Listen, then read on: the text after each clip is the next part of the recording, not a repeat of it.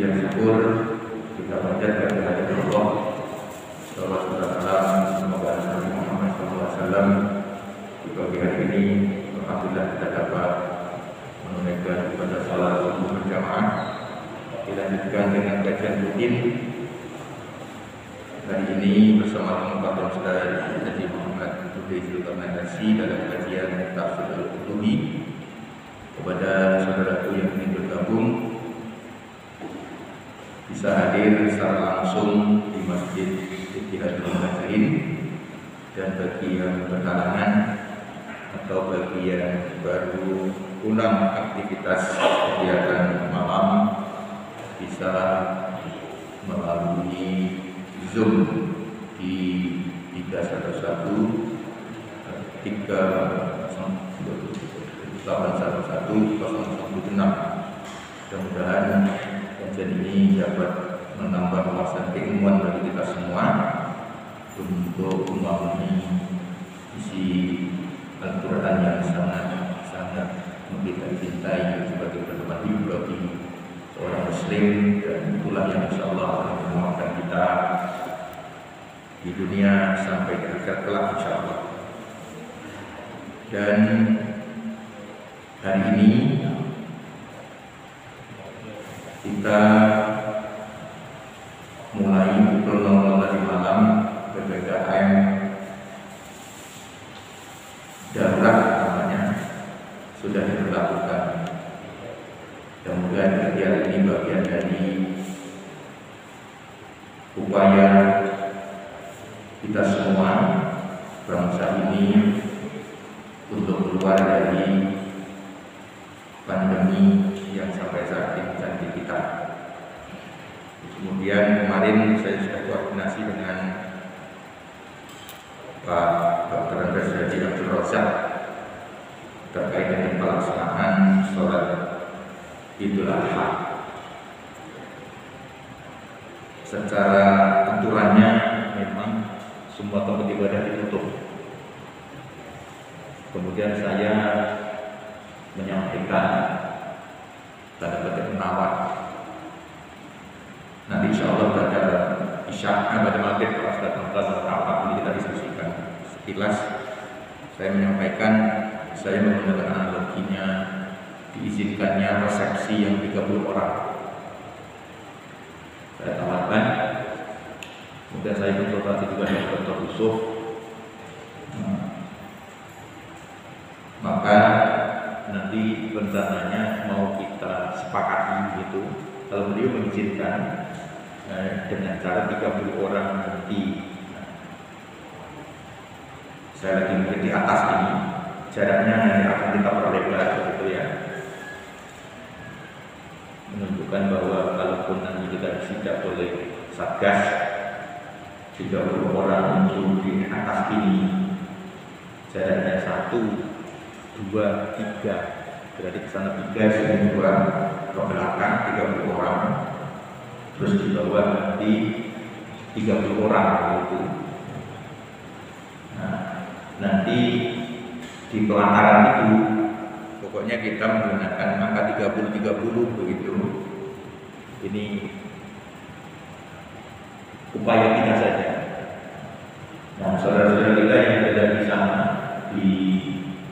seperti tahun kemarin, sholatnya di depan rumah masing-masing. Harapannya nanti softnya dengan 30-30 itu harapannya nyambung.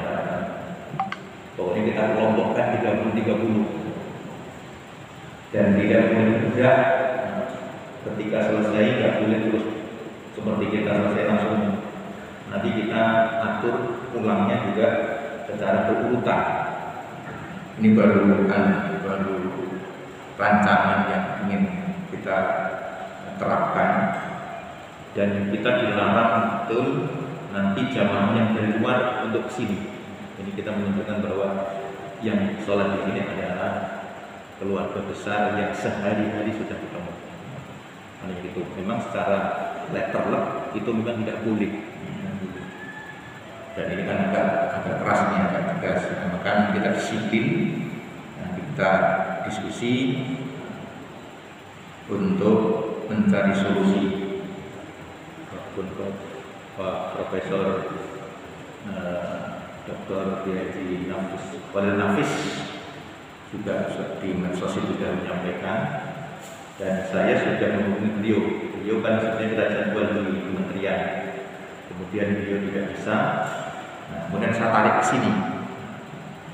Mudah-mudahan beliau tidak ada halangan nanti, sementara kita jemput Profesor salah satu anggota dari Majelis Ulama Indonesia, Profesor Dr. Nafis, itu akan kita minta motif di sini.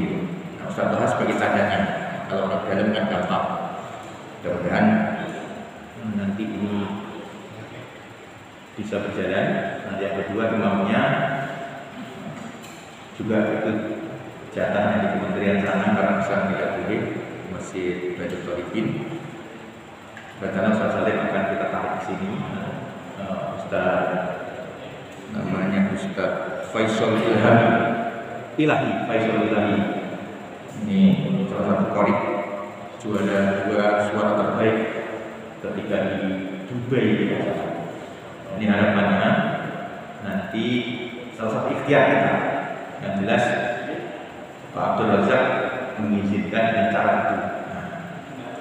Nah, tapi kalau nanti ada orang yang mempersoalkan, artinya saya berharap sih tidak dari Satgas, karena kita sehari-hari harapannya hari ini juga kita disiplin tetap protokol COVID-19. Ini adalah bagian dari kita, dan kita tetap taat dengan aturan, artinya aturan yang dikeluarkan oleh pemerintah. Itu kata kuncinya. Mudah-mudahan ini sebagai komentar saja. Nanti insya Allah sore malam kita diskusikan. Yang terakhir terkait dengan pemotongan, kita akan lebih ketat.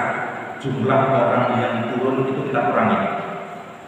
Saya tanya kepada Pak Ustaz Ali kemarin ada 100 gitu ya, jumlah panitianya. Nah, ini kalau bisa nanti kita minimalisir betul. Nah, sambil menunggu jumlah sapi kambingnya berapa, apakah nanti rasio 1 bagi berapa orang, nanti itu yang kita hitung. Jadi tim yang kemarin sudah turun itu sudah sangat bagus, tapi menunjukkan etikat baik kita bahwa kita tetap dengan protokol ini, COVID, pemotongan hewan di masa COVID ini mudah-mudahan nanti itu juga menjadi pertimbangan bagi kita, termasuk ketika dikunjungi oleh Satgas 19. Namun itu sebagai pengantar, mudah-mudahan Allah Subhanahu wa taala melindungi kita semua sehingga pandemi ini sudah berakhir. Jadi tetap kita ikhtiar, tidak boleh juga terlalu takut, tetapi tetap ikhtiarnya sesuai dengan fatwa para ahlinya di bidangnya. Termasuk anak-anak kita itu sementara disuruh di rumah saja. Sekali lagi, ini bukan karena kita khawatir melarang tidak, tapi saat ini anak-anak kita tahan dulu. Kemarin salah satu IDAI, dokter anak, mengatakan anak yang usia di atas 2 tahun, kalau di 2 tahun itu nggak usah pakai masker karena dia belum bisa mengeluh kalau ada pernafasannya tersendat. Tapi kalau 2 tahun ke atas itu sudah diharapkan menggunakan maskernya double. Masker double itu nggak boleh masker bedah seperti begini ditumpuk, nggak boleh. Menggunakan masker kain, katanya begitu menurut ahlinya. Ini yang menyampaikan ini ahli di bidang ilmu kedokteran. Kalau kita kan bukan fakultas kedokteran ya, jadi kita ngikut saja para ahlinya. Adalah anak-anak kita sementara kita tahan dulu karena khawatir bahwa dari dulu anak-anak kita nanti juga terjangkit. Nah, seperti punya Pak Haji. Nah, Pak Haji ini pakai kain, betul. Saya kemarin sudah meneruskan kawan-kawan seperti itu. Mungkin sebagai pengantar, selamat mengikuti kajian, semoga bermanfaat. Kawan-kawan Ustaz Haji Muhammad bin BMC di Silakan Umat. Nanti di ujung kajiannya silakan yang ingin bertanya, diskusi. Bapak Ibu diskusi boleh, apa saja ditanya boleh. Nah, nanti Ustaznya ditanya, kalau belum bisa jawab di PR kan. Jadi gitu, kita ini terbuka saja. Jadi Jadi supaya apa? Kajian kita ini hidup dan kita wawasannya luas. Ketika ada yang berbeda, dikembalikan kepada masing-masing sesuai dengan apa yang telah diyakini.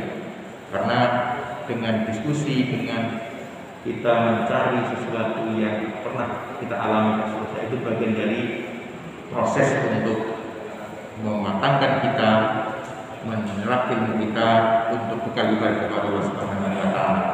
Terima kasih kepada beliau di Syirak Umat. Wassalamualaikum warahmatullahi wabarakatuh.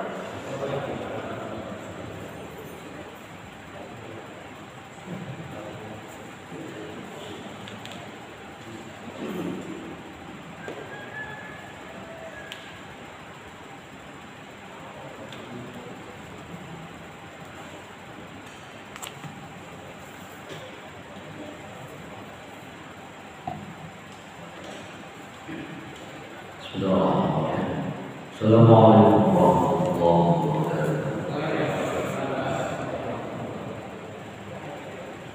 Alhamdulillah, alimul ghaib wa syahadah, fatirus samawati wal ardh, rabb kulli syai'in wa malikih. Asyhadu an la ilaha illallah wa asyhadu anna Muhammadan 'abduhu wa rasuluh.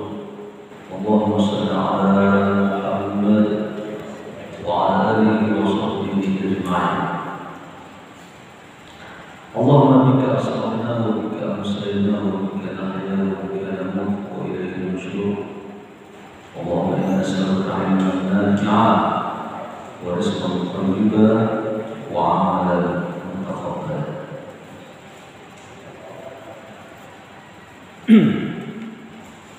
Wa qala Nabi sallallahu alaihi wasallam, Rasulullah sallallahu alaihi wasallam bersabda, "Majtama'a qaumun fi baitin min buyutillah." Tidaklah sekelompok orang beriman berkumpul-kumpul, duduk-duduk berdebat-debat di masjid. Apa yang mereka lakukan kata Nabi kita Allah. Mereka membaca kitab Allah. Atau mereka mengkaji agama Allah. Kecuali orang yang begitu kata Nabi pertama, nazal alim sasnya, Allah turunkan ketenangan kepada mereka.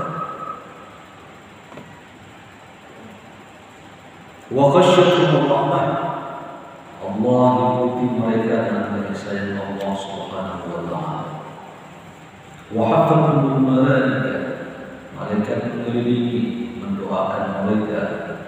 Wa dzakarullah fi man 'indah, dan Allah Subhanahu wa taala menyebut-nyebut mereka, menyebut-nyebut memanggil-manggilnya mereka di sisi Allah Subhanahu wa taala. Mudah-mudahan mereka yang dimaksud oleh Nabi Muhammad adalah termasuk yang bagi suku ini. Amin ya Allah ya Rabbul Alamin.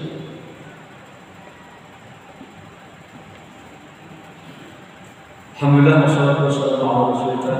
Kita syukur kepada Allah, bersalawat kepada Rasulullah sallallahu alaihi wasallam. Kita mohon kepada Allah Subhanahu wa taala selalu memberikan kebaikan kepada kita. Kita diajari doa, Allahumma inna nas'aluka khairan ma fi hadzal yawm wa khairan ma ba'da. Ya Allah, berilah kami kebaikan di hari ini dan kebaikan sesudah. Mudah-mudahan Allah Subhanahu wa taala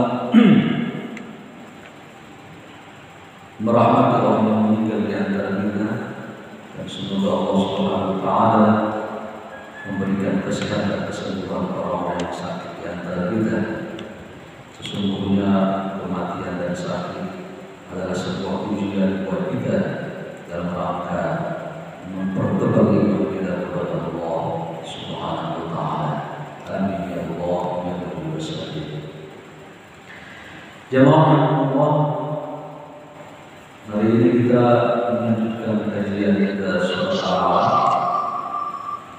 Sekarang akan masuk kepada ayat 11-12. 2 minggu lalu kita sudah berbicara ayat yang sebelumnya, A'udzubillahi minasyaitonir rajim. Ara'aita alladzi yanha 'abdan idza shalla. Apakah engkau tidak melihat ara'aital ladzina, orang-orang yang suka kerjanya melarang, kata Allah, abdan idza sadda, salah satu yang dia larang adalah sesuatu ibadah yang esensial dalam agama kita, yaitu dia langsung melarang orang melaksanakan ibadah sholat menyembah Allah Subhanahu wa taala. Kita sudah tahu bahwa sebab turun ayat ini diturunkan kepada Abu Jahal. Ya. Abu Jahal diturunkan ayat ini kepada dia. Waktu 2 minggu lalu kita sudah jelaskan kebencian dia kepada Nabi Muhammad, ingin melarang Rasulullah SAW untuk melaksanakan ibadah kepada Allah Subhanahu wa taala. Sedikit saya mengulang, ketika Abu Jahal ini ingin melarang Rasulullah Sallallahu Alaihi Wasallam, jadi beliau ingin mematahkan leher Nabi dan ingin membenamkan kepalanya, menginjak kepala Nabi ketika sujud. Ya, yang itu kita sudah sampaikan hadisnya. Ketika ia mendekati Nabi Muhammad, tiba-tiba dia kemudian mundur dengan begitu cepatnya, meleset ke belakang. Padahal Nabi Muhammad sudah hampir dia injak kepalanya. Begitu dia mundur, maka orang-orang kafir melihat, kenapa engkau mundur? Faqila lahu, dikatakan kepadanya, kenapa engkau mundur ke belakang? Lalu dia mengatakan dengan 3 kalimat di situ di hadis itu. Pertama, la khandaq, aku menemukan ada parit fihinna, di dalamnya ada api. Haula, mengerikan, wa ajnihah, dan terdapat sayap-sayap di situ. Nah, gambarannya seperti apa? Wallahu a'lam ya. Tinggal lagi hadis itu, begitu dia Abu Jahal ini menginjak kepala Nabi Muhammad ketika sujud, tiba-tiba dia melihat di depan dia ada parit yang isinya api. Lalu setelah itu dia ketakutan dan mengerikan, haula. Lalu berikutnya dia menemukan sayap-sayap. Nabi Muhammad mengatakan, andaikan dia mendekati aku, kata Nabi, maka malaikat akan memutuskan badannya akwan. Akwan itu nanti maksudnya adalah diputuskan badan dia anggota per anggota, berarti semacam dimutilasi ya. Begitu dia ingin mendaki Muhammad Rasulullah, malaikat akan segera siap mematahkan kakinya, mematahkan tangannya, mematahkan lehernya, mematahkan badannya. Abwan itu digunakan dengan kalimat berulang, menunjukkan sampingkan malaikat itu sangat melakukan hal tersebut. Gitu ya. Jadi itu perilakunya. Sekarang timbul pertanyaannya, ayat berikutnya, ara'aita in kana 'alal huda. Imam Qurtubi menjelaskan, ara'aita ya Abu Jahal in kana Muhammad 'ala hadhihi. Nah, kita lihat dulu, kita lihat dulu ayatnya ya. Apakah pendapatmu jika seandainya Muhammad yang engkau cegah itu orang yang dia diberi petunjuk oleh Allah Subhanahu wa taala? Nah, satu-satu kita ya maksud ayatnya ya. Bagaimana pendapat jika seandainya kita di sini istiqomah kepada Nabi ya? Sebenarnya kalau ditujukan kepada Abu Jahal ini, tidak mungkin ayat ini turun kepada dia ya. Tapi ini akan diturunkan kepada Nabi, tapi khitabnya nanti tujuannya buat peringatan kepada kita. Setiap nanti orang berperilaku seperti Abu Jahal, maka ayat ini khitabnya ditujukan kepada dia. Jika ada orang yang melarang orang beribadah, lalu ayat ini ditujukan kepada dia. Bagaimana pendapatmu, kata Allah, jika orang yang engkau larang beribadah itu adalah orang yang diberi petunjuk oleh Allah Subhanahu wa taala? Ini seperti Abu Jahal.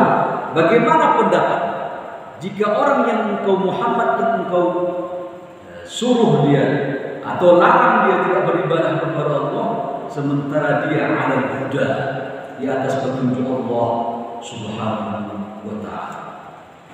Baik.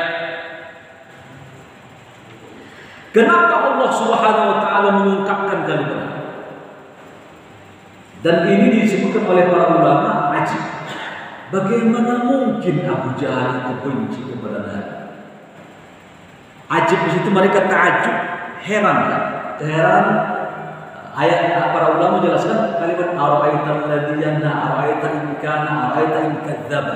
Ini menunjukkan keheranan. Kenapa keheranan pertama? Bagaimana mungkin Abu Jahal itu benci ke Nabi padahal dia pernah masuk dalam saf doa Nabi? Nabi Muhammad tidak tahu. Cuma Nabi Muhammad mengatakan Allahumma a'izal Islam bi umarain. Ya Allah, perkuat Islam dengan 2 Umar. Hanya nanti pada akhirnya dipilih oleh Allah Umar bin Khattab. Tapi pada dasarnya Allah masukkan dua-duanya memang jahat ini. Umar bin Khattab juga termasuk kafir yang ditakuti, Abu Jahal juga termasuk kafir yang ditakuti. Dua-duanya mengolok-olok Nabi Muhammad, menjadi perintah besar terhadap agama Rasulullah Sallallahu Alaihi Wasallam. Dua-duanya Nabi tidak tahu siapa yang benar tabiat tingkah lakunya, kan dua-dua kafir. Tapi paling tidak ya, kedua orang ini dimasukkan oleh Nabi ke doa-doa Nabi ini. Bagaimana Abu Jahal ini benci ke Nabi? Padahal nama Abu Jahal itu masuk dalam barisan saf doa Rasulullah Sallallahu Alaihi Wasallam. Itu keheranan pertama. Tuh. Keheranan yang kedua kata para ulama. Bagaimana engkau bisa benci kepada seseorang? Dia tak mengganggu dirimu. Umpamanya ada orang sholat di masjid dia rajin. Kenapa engkau benci sama dia? Ya. Engkau diajaknya tak mau, ya sudah. Engkau juga tak dilarangnya, ya lakukan apa sekedar. Tapi tolong jangan ganggu saya gitu. Saya mau ke masjid rajin. Saya enggak mengganggu Anda, saya enggak menyakiti Anda, saya cuma datang ke masjid beribadah umpamanya, ya saya buat biasanya ya. Bagaimana engkau benci? Padahal hakmu tidak ada yang saya langgar, hakmu tidak ada yang saya tabrak, hakmu tidak ada yang saya ambil, hakmu tidak ada yang saya zolimi. Bagaimana engkau benci kepada saya? Itu keheranan kedua kata para ulama. Bagaimana Abu Jahal itu benci kepada Nabi? Sementara Abu Jahal tak diganggu, jabatan dia tak diganggu, kekuasaan dia tak diganggu. Cuma Nabi Muhammad mau ke masjid saja atau mau ke Ka'bah saja, ingin sholat aja dia. Itu keheranannya. Ada nggak tipe yang begitu? Terganggu? Ada.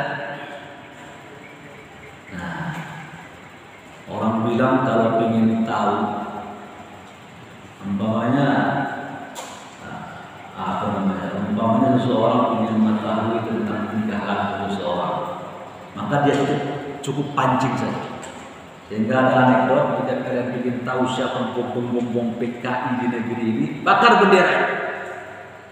Benar, nanti keluar, nanti ada komen-komen, ada keluar dari sana. Padahal dia tidak diganggu, kita saja membakar sebuah benda saja, lalu keluar semua dari sarang. Baik, kita kembali. Ya, itu dua keheranan tadi ya. Kata para ulama, dua keheranan itu terjadi terhadap diri Abu Jahal, bencinya itu kepada Rasulullah Sallallahu Alaihi Wasallam. Lalu Allah memberikan batasan kepada keterangan kepada ayat ini kepada Abu Jahal, kalau kitabnya itu ditujukan, ya. Bagaimana engkau benci Abu Jahal?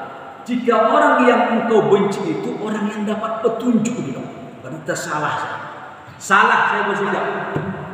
Ternyata orang yang saya benci itu adalah orang-orang yang dikasihi oleh Allah Subhanahu wa taala.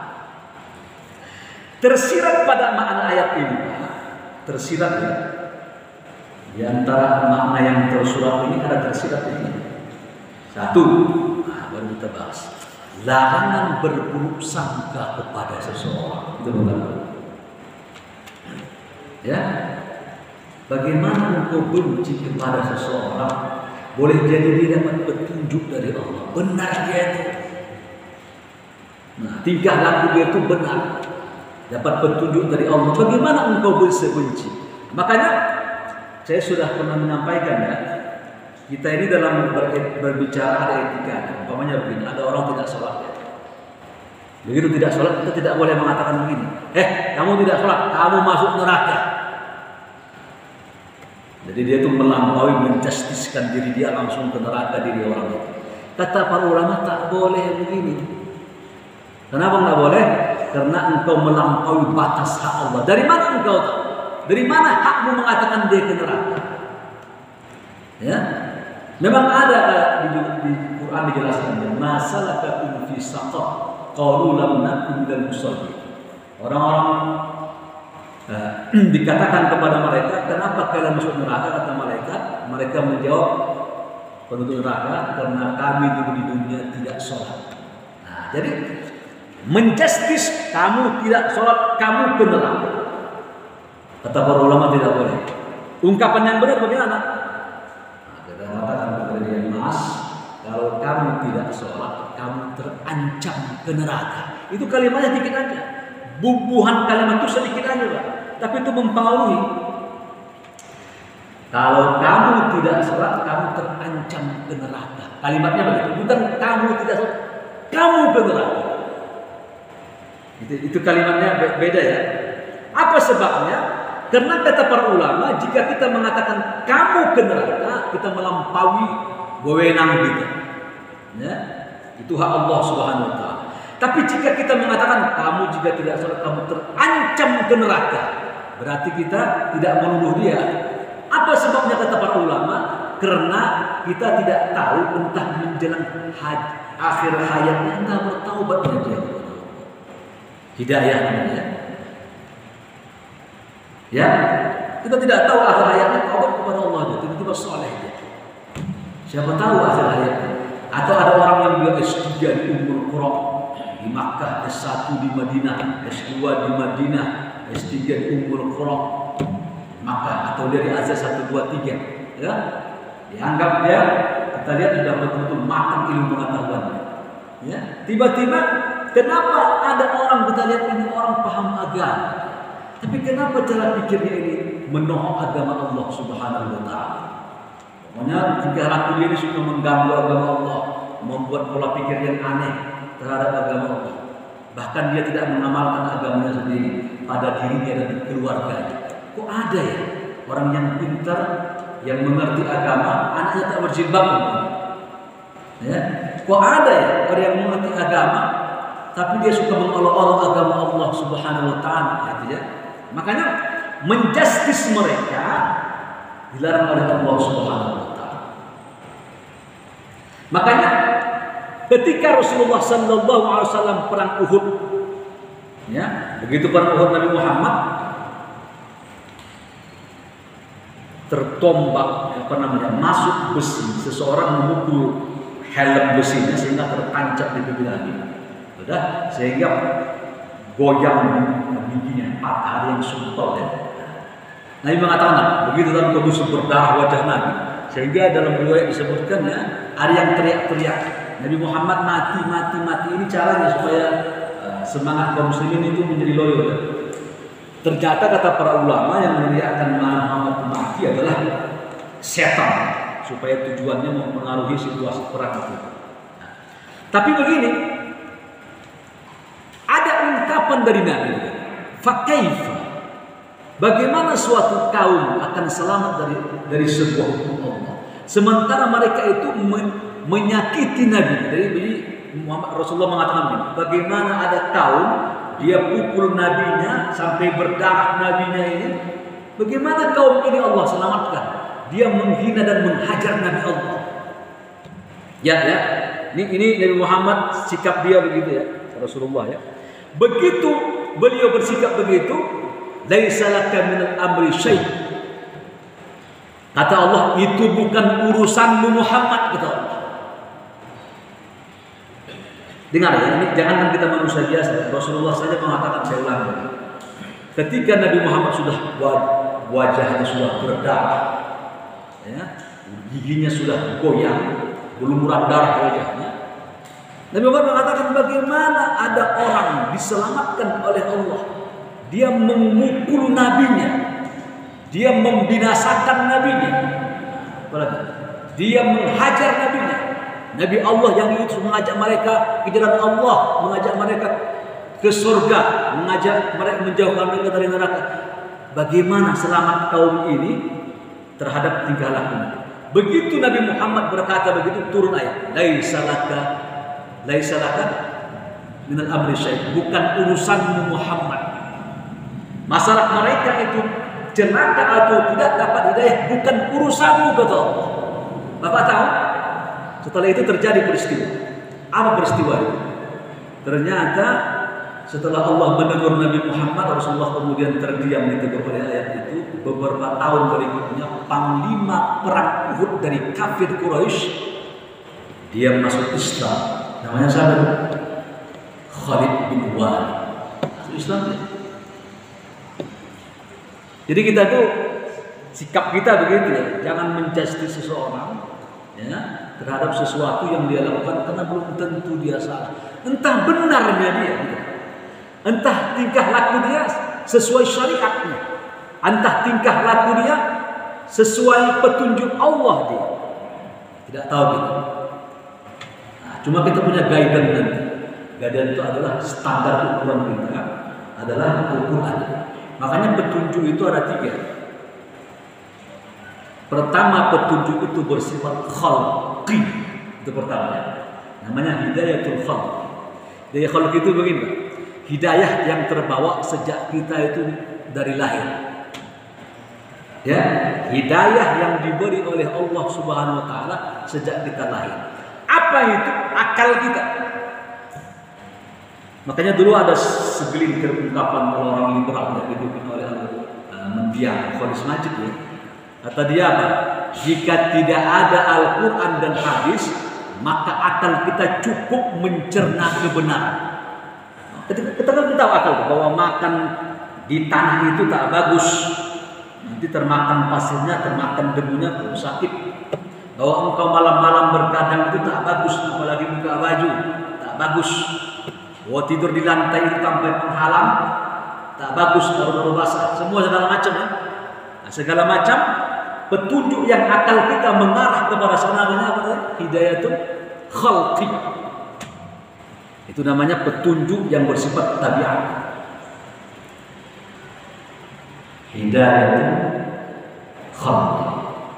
Hidayah yang bersifat ciptaan dari Allah Subhanahu wa taala. Petunjuk yang sifatnya itu akal kita yang bisa berpikir ini baik, ini buruk, ini salah, ini benar. Nah, kita tahu kalau berbuat baik sama orang akan berbuat baik kepada saya. Jika saya berbuat buruk sama orang juga tidak senang kepada saya. Itu khalqina. Dan semua orang mengetahui hidayah ini. Setiap orang mengetahui hidayah dan ini bisa dicerna. Makanya betul kalimat itu betul karena Allah Subhanahu wa taala mengatakan dalam Al-Quran itu termasuk hidayah juga itu. Ya. Bagaimana kang guru itu khawatirnya dia bahaya anaknya langsung dia masukkan ke kantong, langsung melompat lari. Bagaimana seorang anak ayam itu sebelum dia punya anak kan biasa aja. Bapak usir lari, tapi begitu dia punya anak jadi galak. Hidayatul khalq. Ya. Sudah hidayah yang bersifatnya diberikan oleh Allah Subhanahu wa taala petunjuk bersifat tabiat, tabi'i. Kayak takut. Ya. Takut itu ada namanya tabi'i. Ada takut kepada Allah. Tabi'i itu begini, Bapak kalau malam-malam gelap lewat pohon takut enggak? Takut kuntilanak, takut hantu. Itu namanya takut tabi'i. Bapak takut jika seandainya terlambat, takut hujan, takut petir. Ini tidak perlu dipertentangkan ini.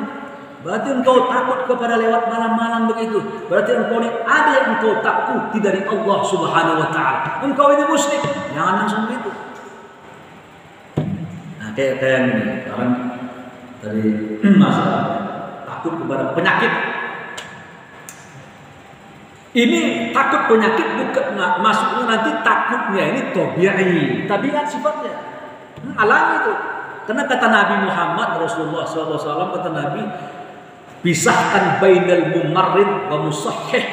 Kata Nabi, pisahkan onta yang punya penyakit sama onta yang sehat-sehat. Nah, ini namanya apa namanya itu? Apa yang di rumah itu mandiri apa? Isolasi mandiri. Memang ada anjuran memisahkan, memang ada anjuran itu. Takutlah kalian, kata Nabi, kepada penyakit atau wabah yang dia itu, kata Nabi, wabah itu seperti singa. Takutnya kalian seperti singa, asap. Hanya kalimat ini kita dengar, kenapa Nabi Muhammad memilih diksi singa? Harwalah. Kenapa Nabi Muhammad mengambil contoh takut kepada sebuah penyakit seperti engkau menghindari singa? Berarti betul-betul menghindari itu. Tidak Allah gambarkan seperti takut kepada apa ya? Kepada hewan-hewan apa ya?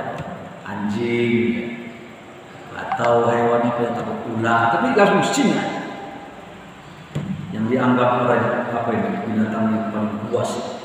Nah, itu takut tabi'i namanya. Ya. Dan takut tabi'i ini tak dianggap seseorang dia musyrik. Takut tabi'i ini tak dianggap dia musyrik. Dia dianggap sebagai takut sebagai manusia. Takut kalau tak belajar dia tak lulus. Takut jika dia tidak makan minum dia sakit. Takut jika dia terlambat tidur dia sakit. Itu saja. Jadi takut tabi'i. Termasuk hidayah juga ada yang bersifat tabi'i. Kita kan tahu bisa melihat tubuh kita ini. Melihat badan kita bisa tahu. Ya, kapan kita harus berhenti makan, kapan kita harus makan, kapan kita harus bersikap, kapan kita tidak. Itu namanya tabi'i. Yang kedua, ada hidayah namanya hidayatul bayan atau hidayatul irsyad. Hidayah yang datang kemudian yang bersifat petunjuk dia. Apa hidayah yang kedua ini kata para ulama? Yaitu Al-Quran dan hadis. Jadi tidak semua pola pikir kita ini Pak benar. Tidak semua yang dijustis oleh pola pikir kita ini pasti benar. Karena terbatas. Sebagaimana terbatasnya mata saya melihat tembok itu. Saya tidak tahu di balik tembok itu apa. Ada pohon atau rumah orang atau tiang. Nah, ya, saya tidak tahu di bawah ini ada orang dulu, tidak di bawah ini ibu-ibunya, atau tidak ada, tidak tahu saya. Makanya tidak bisa kita mencukupkan. Andaikan Allah tidak memberi petunjuk Quran, kita tidak tahu mana kebenaran yang hakiki itu. Tahu kita benar, tapi yang betul-betul hakiki itu yang mana? Ini mengatakan benar, ini mengatakan juga begini, ini juga mengatakan mana yang benar. Bingung kita? Benar. Datang Al-Quran memberi petunjuk kepada kita, ya, mengarahkan pola. Makanya beruntung kita diberi oleh Allah Quran. Ya, Masya Allah. Jadi kita ini betul-betul bersyukur kepada Allah SWT. Ya, Muslim. Sekarang ini di Eropa saja sudah benar-benar orang masuk ke dalam Islam. Gereja-gereja sudah banyak berubah menjadi masjid. Ya, lantingan azan sudah sering kita dengar di sana. Kemarin yang terakhir yang digarap oleh Ustaz Adi Hidayat itu membuat masjid di Toronto dan beberapa daerah udah mulai. Jadi kaum muslimin ini sekarang di dunia ini mereka dengan cara apa mereka melihat itu? Mereka melihat pada dasarnya mereka melihat petunjuk tentang sikap-sikap orang-orang di luar Islam terhadap Islam.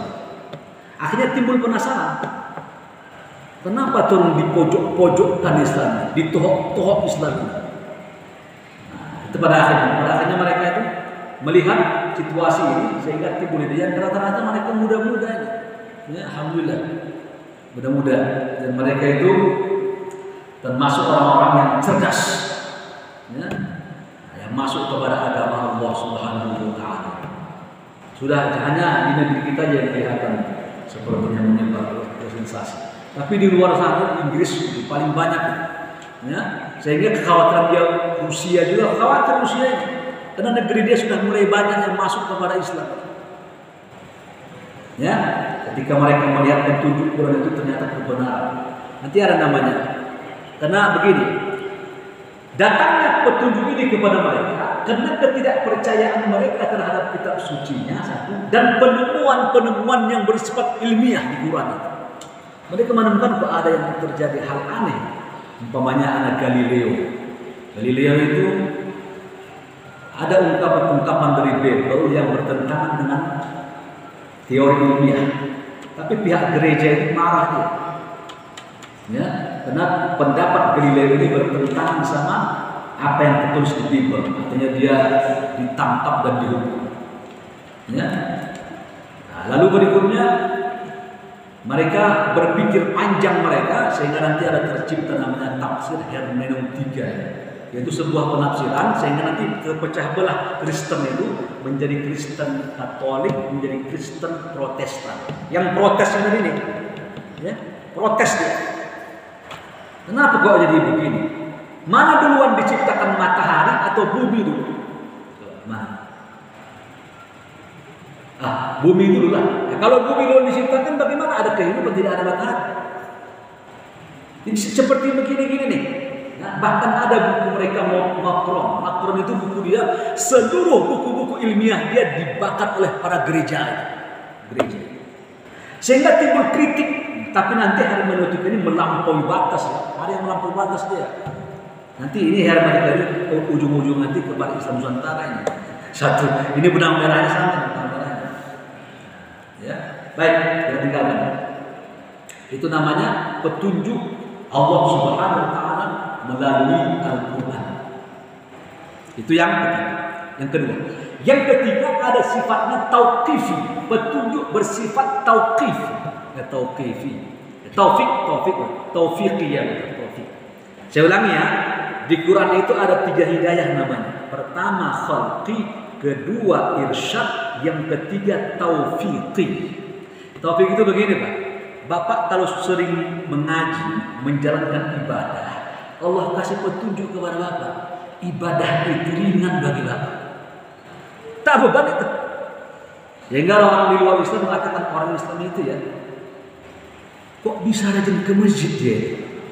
Kita saja sekali seminggu sudah malas-malasan gitu. Mereka itu sehari 5 kali dia. Ibadahnya bukan sholat sekedar 5 waktu lagi. Ada qobliyah, ada ba'diyah, ada duha, ada tahajud. Kok bisa ya? Taufik kita Allah buat ringan. Berinfak Allah buat ringan. Memberi Allah buat ringan. Namanya tauqif. Taufik itu taufik. Anugerah Allah Subhanahu wa ta'ala. Itu 3 ya.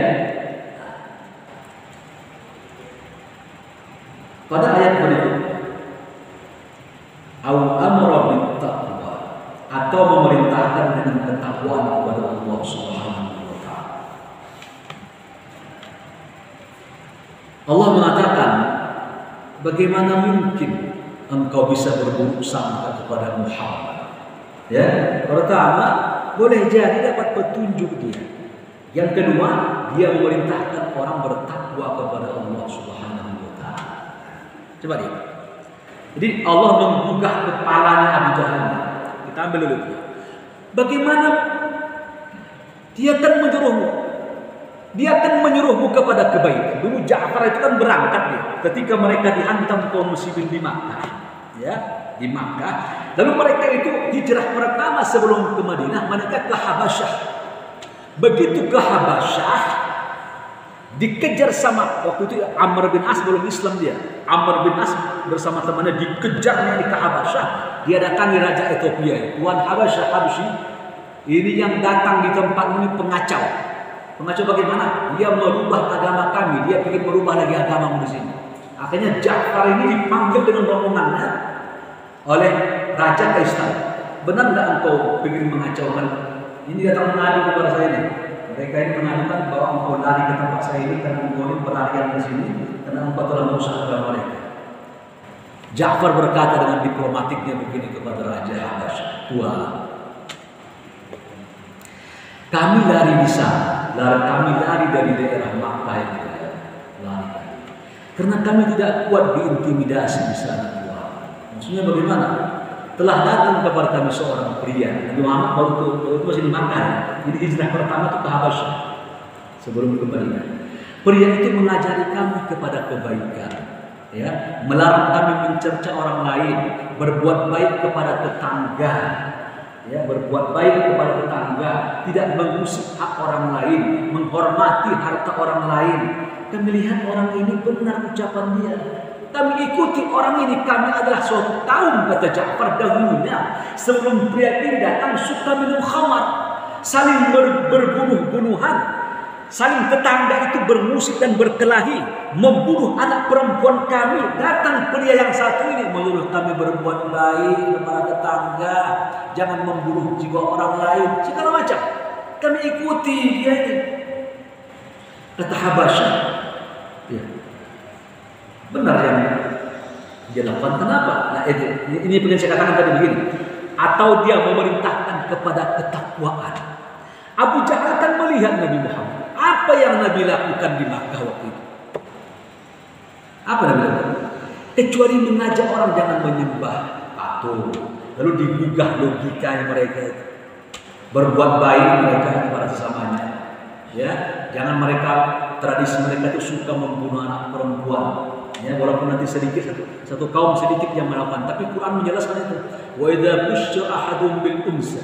Jika dikabarkan kepada mereka lahir anak perempuan, ya, muswaddan wujuhum wa huwa kadhib, wajah mereka itu hitam, wa huwa kadhib, melarang merasa ragu.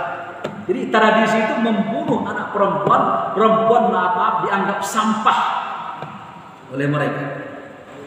Ya, terlahir cuma untuk melahirkan dan melayani laki-laki. Bahkan dalam Eropa terkebelakang, ya, itu perempuan itu dijual dengan 2 shilling, mata uang yang paling rendah waktu itu di daerah barat, daerah Eropa.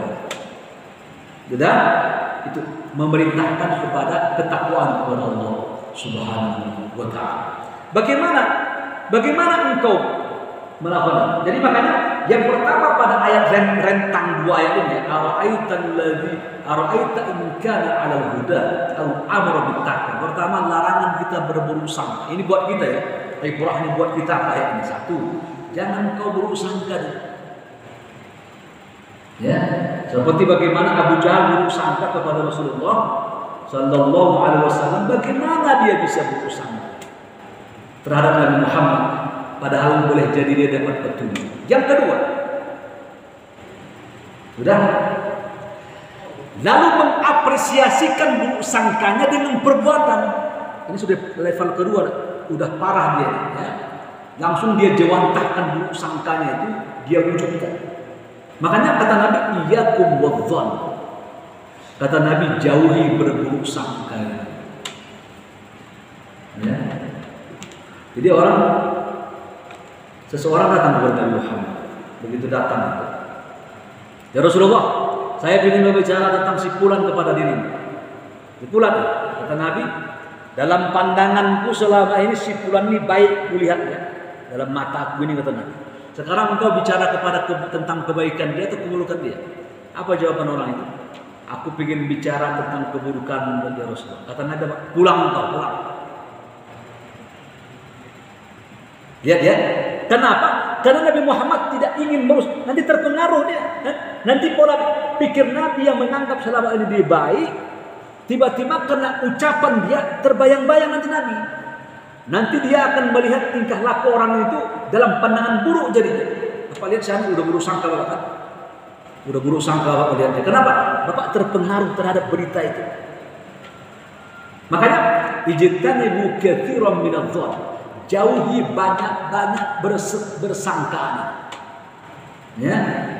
Kata para ulama, jika engkau mempunyai sangkaan kepada buruk kepada saudaramu, coba engkau lahirkan dulu sangkaan baik kepada dirimu. Sangkaan kayak di kalangan ini kita punya sangkaan buruk memang terhadap wabah ini. Tapi lihat sisi baik ini.